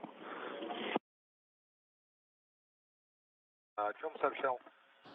And this video now, courtesy of Roscosmos, showing Soyuz commander Sergey Prokopyev having been helped out of the Soyuz MS-23 spacecraft. Once again, this video courtesy of Roscosmos. Sergey Prokopyev, who was strapped into the center seat of the descent module of the Soyuz spacecraft, always the first out. He'll be followed by his two crewmates here shortly. Touchdown occurred just 20 minutes ago at 6:17 a.m. Central Time, 7:17 a.m. Eastern Time, 5:17 p.m. at the landing site.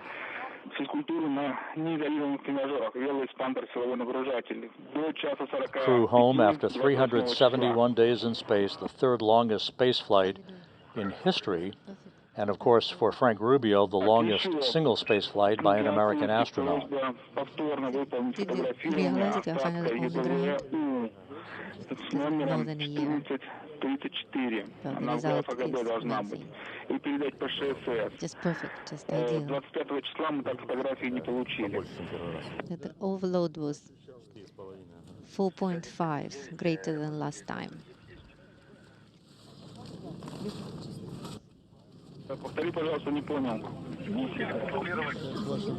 So wet. I'll take care of you. All good.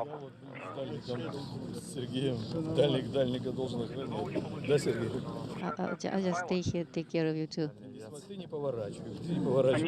Don't turn, just stay where you are. Don't jump. And we have seen all your greetings on Air Force anniversary. Yes, and we also worked with veterans of soccer teams here. Exactly. He has not changed at all. You look the same as when we were sending you off to space. So the date is ready. Prokopyev exchanging greetings with some of the members of the search and recovery forces. Happy to see him for the first time in over a year.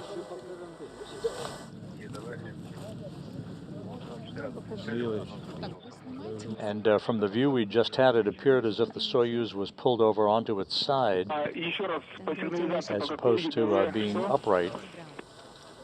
Thank you.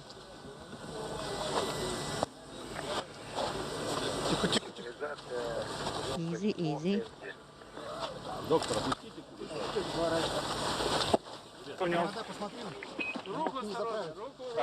Check the arm. Check the cables. Careful. Easy. Frank Rubio, the U.S. record holder for the longest single space flight in history, back on Earth. Олег, извините, я еще хотел уточнить, сбрасывал ли ты видео распаковки и данные фото по источнику, или еще нет, по ШСС. Very nice to see you.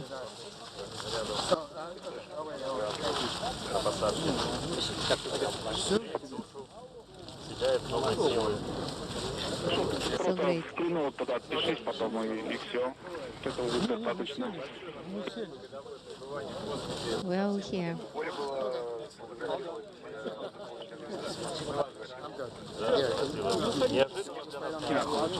А видео было у тебя, запись видео потом. All went well. Про это видео. Выполнили. All tasks completed. So we performed all the program and performed additional tasks. What about the field test? No, we're not going to have a field test now, but tomorrow we'll have a Созвездие constellation experiment that is going to be an interesting experiment on controlling manual descent. Thank you. Спасибо. Я не знаю, видите ли вы видео или нет, нас там или нет, но сейчас видим с места посадки видео, ребята бодрые, веселые. Все вроде нормально. Вам большое...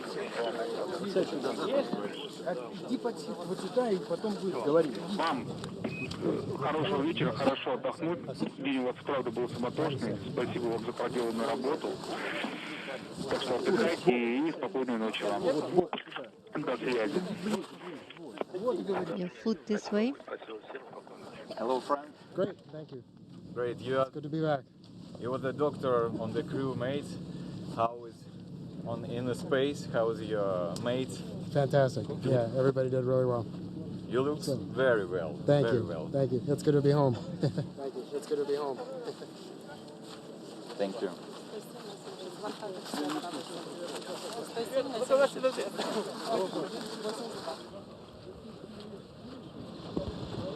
Once again, the view from the landing site, right by the Soyuz MS-23. Frank Rubio on the left, Sergey Prokopyev on the right.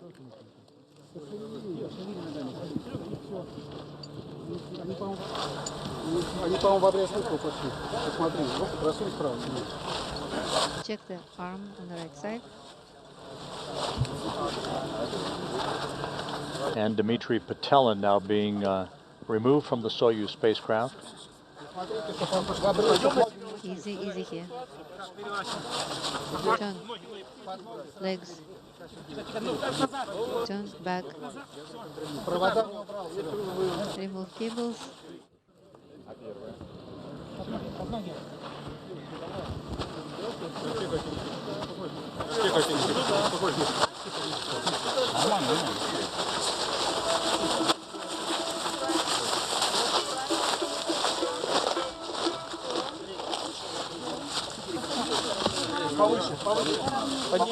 Little higher. Move him a bit higher.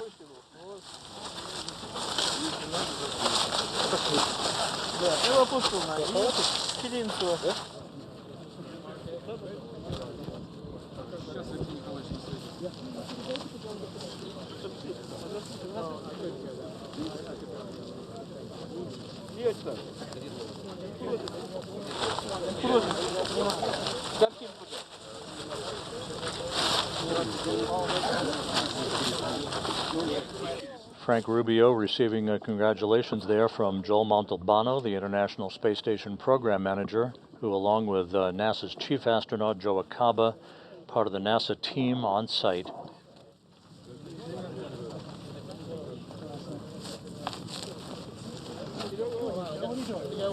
Come on, Joe.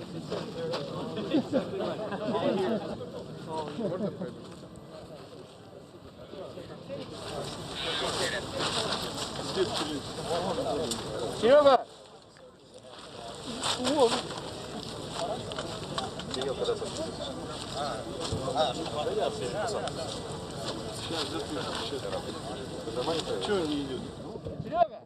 Sergey?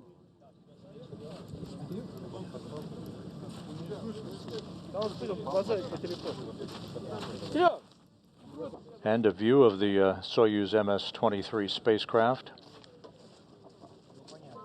that touched down 28 minutes ago at 6:17 a.m. Central Time. Yeah, drink a little bit. Hold it.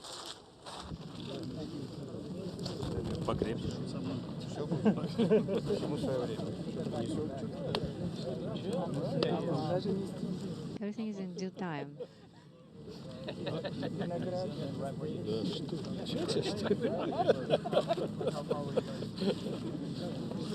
Yeah, we actually got a little careful.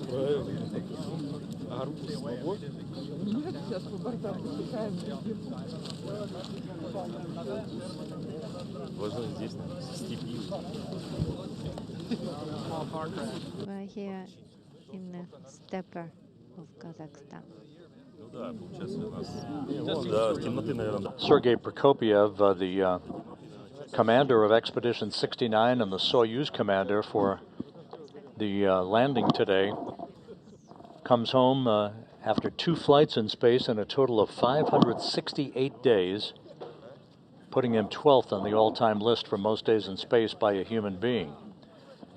And there are technicians who are gathering up the parachute that deployed about 15 minutes before touchdown.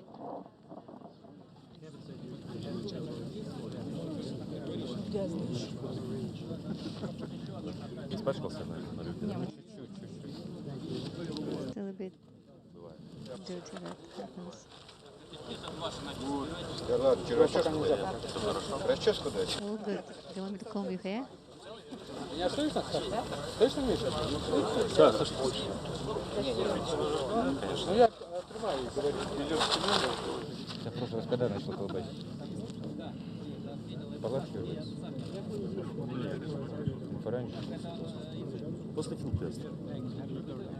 А также чуть мочу такой же, да? Нормально, нет? Ничего удара не было? Такой. Приложила? So you had it was a bump, so did feel it. This is Mission Control Houston, continuing to receive video from the landing site in south-central Kazakhstan. On the right, Sergey Prokopyev, the Soyuz commander and the commander of Expedition 69, which came to an end with the undocking of the Soyuz MS-23 this morning at 2:54 a.m. Central Time, 3:54 a.m. Eastern Time. Expedition 70 began. Prokopyev handing over command of the International Space Station to European Space Agency astronaut Andy Mogensen. Expedition 70 now well underway and will continue through the course of the fall time frame until Mogensen returns to Earth next spring with Crew 7. At about 300 meters, CAM was established again.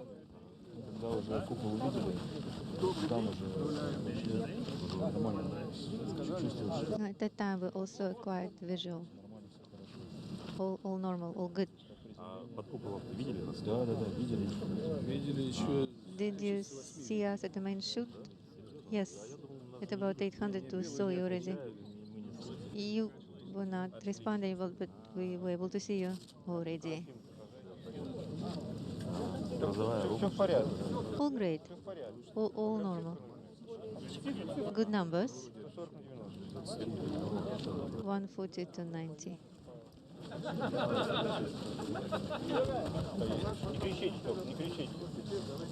Don't scream over there. Да, слышно? Ты сунул рацию, ты какие? Ну да,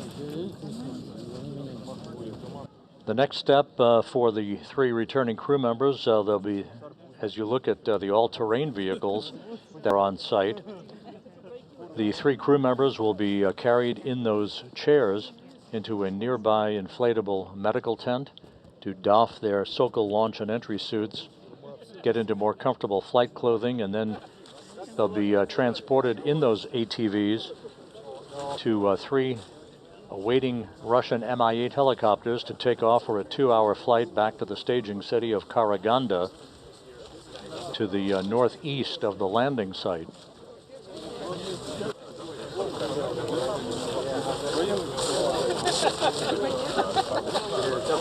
Soyuz didn't get any bigger. Oh, really?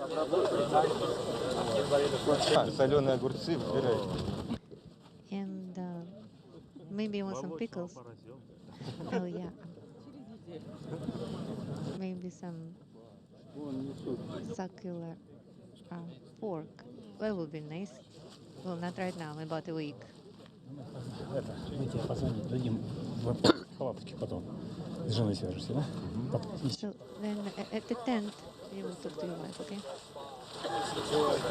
The landing occurred about an hour and 53 minutes before sunset at the landing site. You can see the sun beginning to fade on the horizon. On the left in the left side of your screen is Dr. Joe Schmidt, who is Rubio's attending flight surgeon, and on the right is the NASA nurse Yana Shelopova. And then once we got all backed up, I couldn't reach him. So, on that track. I'd rather not be. I mean, it doesn't feel terrible. Okay, they're bringing the watermelon for you.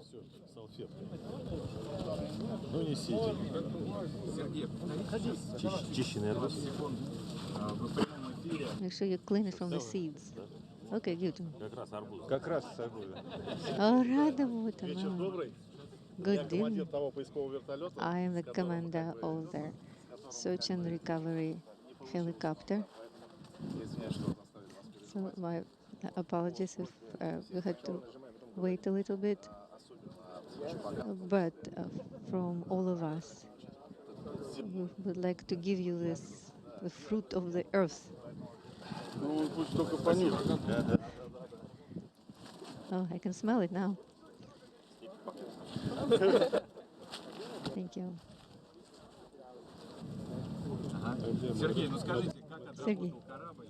And Dmitri Petelin, who was board engineer number 1. He and Prokopyev conducted 6 spacewalks during their time on board the International Space Station. As they should have. What did you bring from space? Хорошее настроение. Good mood. В личных вещах у меня были And in my personal items, I had all the rings and crosses that I took with me. Да, это что-то зеленое. This is something green. I forgot what it feels like. Но арбуз я заказывал. I did request the watermelon in advance, and I appreciate it. Thank you. Let's move it a little bit closer.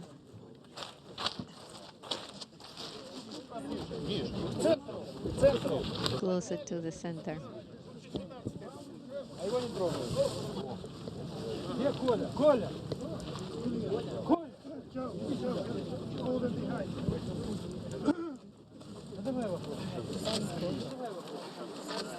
Да, Дмитрий, что больше всего ждали? Год. Dmitri, you've been there for a year. Yes, I was expecting to be here half a year before, and we've been waiting impatiently to get back. And it was my first landing. I didn't know what to expect exactly. Today I felt it to the fullest, the loads and gravity. What did you bring to your daughters from space? I brought souvenirs, photos, images that were brought to me by Progress vehicle. Are you going to follow some experiments right now as you returned as an operator? We are planning constellation Созвездие experiments, that is with a suit and using the arm, but it will depend on physically is possible. Thank you very much. Нет, 14:34.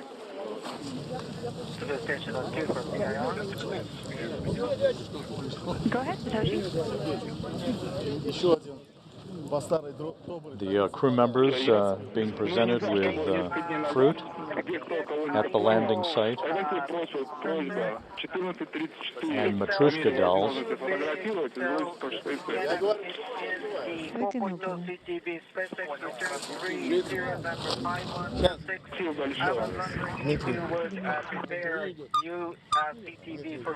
For you.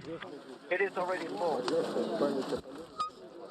And we copy that 4.0 CTV for SpaceX return is full and that the IO processor won't fit. We're checking. A heavy wooden doll, Matryoshka. Thank you, and greetings to Kustana friends. Now pilots.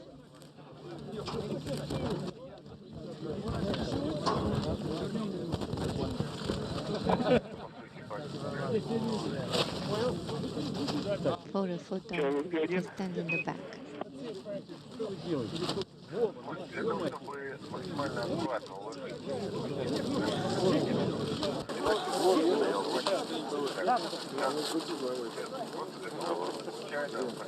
Those Matryoshka dolls bearing the images of each of the 3 crew members being presented to them by members of the search and recovery forces. Taking pictures of everybody. Первое, кабель вы не хотели зацикливаться, да и не потеряли, а второе, чтобы вам лишнюю работу не делать. Но если вы считаете, что так будет безопаснее, тогда их The Soyuz landed 40 minutes ago at 6:17 a.m. Central Time, 7:17 a.m. Eastern Time, 5:17 p.m. at the landing site. The crew was quickly extracted, placed in these reclining chairs for an opportunity to regain their equilibrium. They'll be carried in those chairs a short time from now into a nearby inflatable medical tent where they will doff their Sokol launch and entry suits, get into more comfortable flight clothing, receive medical exams, and then be flown on 3 individual helicopters 2 hours to the staging city in Karaganda, Kazakhstan, where they'll split up. Rubio boarding a NASA jet to fly back to Houston. Prokopyev and Petelin boarding a Gagarin Cosmonaut Training Center aircraft to fly back to their home base, their training base at Star City, Russia. Pick up the blanket.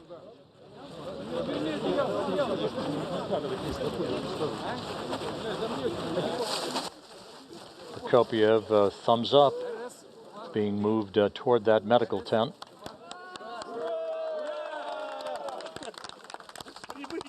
Hooray! Welcome. Welcome back.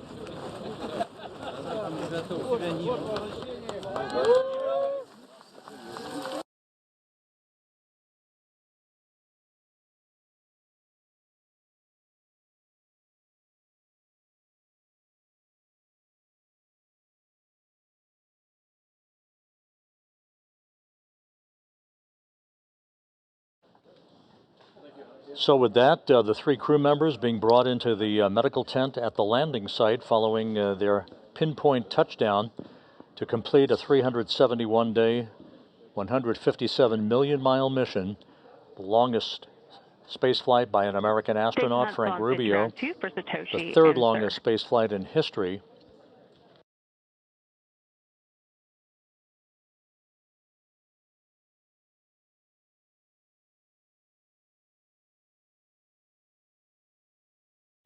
As we mentioned, the crew members were quickly extracted from the Soyuz MS-23 that landed on time, on target, and are now being brought into the nearby medical tent. And there's a view of Frank Rubio with Joe Acaba and the rest of the NASA team helping bring him into the medical tent. In the back, you see ISS program manager Joel Montalbano. The crew will get out of those Sokol launch and entry suits. They'll put on comfortable flight clothing and prepare for their helicopter flight back to Karaganda, Kazakhstan, and eventually their trip back to their respective hometowns. Rubio coming to Houston, Prokopyev and Petelin coming to Star City, Russia. So with that, the crew is now back in the medical tent. Medical exams in store for them as they have landed after more than a year in space, the third longest space flight in history, a successful end to an eventful mission that was extended by 6 months, but ended in great fashion with a bullseye touchdown on the steppe of Kazakhstan. Frank Rubio, Sergey Prokopyev, Dmitri Petelin, safely back on Earth. With that, we'll wrap up our coverage for tonight and this morning. We thank you for joining us throughout the night. Stay tuned for more to come on the ventures of the Expedition 70 crew aboard the International Space Station. But for now, we'll bid you a good morning from Mission Control in Houston.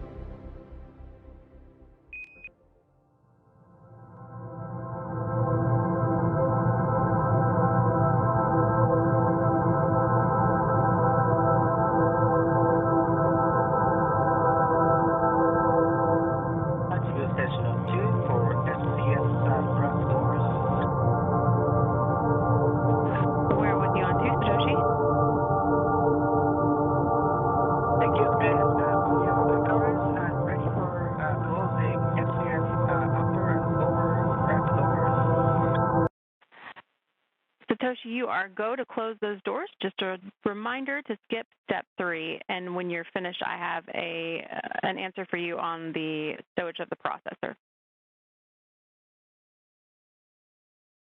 Okay, skipping step 3 and ready for copy. Okay, you can get a new 4.0 CTB from the pantry. Just give us the serial number of it, please, and you can stow that at the node 2 forward end cone.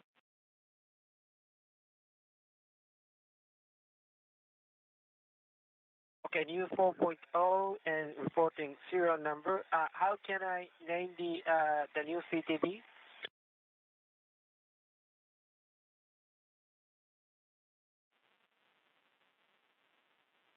And I think we just need the serial number for now.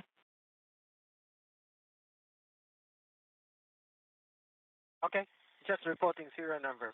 En route. Thank you.